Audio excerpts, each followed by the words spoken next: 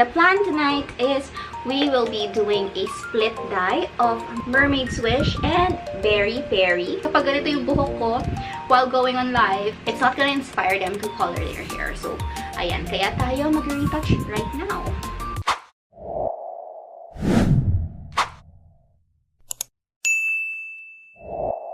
Hello everyone! Katapusan na naman, it's April 29. Most of the time, kapag patapos na ang month, saka tayo nag-retouch ng ating hair. A pro tip that I can give you guys if you're going to retouch your hair, if wala kayong petroleum jelly sa bahay, ang ginagawa ko pag nag-retouch ako ng hair is nag-a-apply ako ng base makeup. So, I do full face makeup. Skin tint yung gamit ko dito. Kung may foundation kayo, you can definitely go for foundation. Ito yung ginagawa kong barrier on my skin para kahit malagyan ng hair dye, etong hairline ko, pag tinanggal ko yung base makeup, ay matatanggal din yung hair dye na kumalat. So, hindi siya magsistain sa aking balat. Kung nanonood kayo sa YouTube at hindi pa kayo nakafollow sa aming TikTok, I usually go on live there almost every night actually. Kung gusto niyo mapanood yung live natin sa TikTok, go ahead and follow us there. Same username, Tala.Arawan. So, I'm done with the full face of makeup. I just put skin tint, nag-blush lang tayo, eyeliner, and lip balm. And we're ready. Our face is ready for our TikTok live. But I wanted to show you first kung what are we working with. Last week of March, I put blue-violet hair color on my hair. When it turned out too blue, nilagay ako over ng dark brown hair.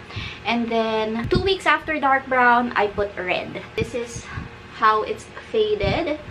Parang more red siya sa camera. I'm not sure, pero it looks like a cool tone brown dito sa ends, and then it is lighter here in front, but dito sa ilalim looks dark. Nag-strand test ako kanina. This was Mermaid's Wish, our teal hair color. On top of this reddish hair, para siyang naging greenish black. Ito naman sa kabila, I strand tested Peri. This is the blue-violet color ng Herani. And as expected, it became like a dark violet color. Almost black, pero violet siya pag iniilawan. I'll do a 360. Para makita ninyo. Mahaba na rin yung regrowth ko, guys. I was planning on bleaching my hair actually. Pero, wala tayong stocks ng bleach. So, ipapostpone muna natin ang pag-retouch ng roots. I will have to retouch with hair color first. My hair right now is not giving. I go on live every night, and syempre pag nakita ko sa live, it should be something aspirational. Dapat yung mga viewers natin will want to color their hair, and kapag ganito yung buhok ko while going on live, it's not gonna inspire them to color their hair. Kaya tayo mag-retouch right now. The plan tonight is we will be doing a split dye of Mermaid's Wish and Peri. It's not gonna be a simple split dye na Mermaid's Wish and then Peri. What I'm going to do is I'm gonna split my hair in half and then split those sections in half again. Giging parang 4 sections, and it's going to be parang alternate. So the first step, I am working with clean and dry hair. I shampooed my hair with clarifying shampoo kanina. Hindi ako nag-conditioner, hindi ako nag-hair mask. Walang kahit anong anything on my hair right now. That's why this is my hair at its rawest. Like, wala talagang any product. And of course, I'm gonna split my hair in half. Sa gitna talaga yung usual na hati ng hair ko, guys. And then, I'm just gonna follow this to the back. Just to make sure. I'm not even sure if that's going to be straight, pero let me know, was that straight? Let me just get this half of my hair first. Make sure this has no tangle so that later when we're applying the hair color, it's just going to be smooth. I'm just going to get the front section here, like in front of my ear. That is going to be Peri. The back part is going to be Mermaid's Wish. So I'm using a yellow hair tie for the Mermaid's Wish, just so that I remember kung ano talaga dapat to. So, if you're going to do like color blocking, magsa-section kayo ng hair ninyo na iba-iba yung color per section, I suggest using color-coded hair clips or hair ties. The one with the yellow hair tie, yun yung palatandaan ko na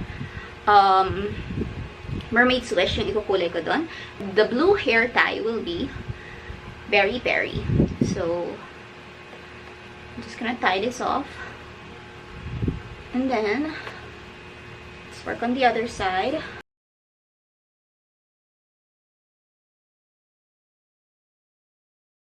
And this is how I section my hair for this split dye.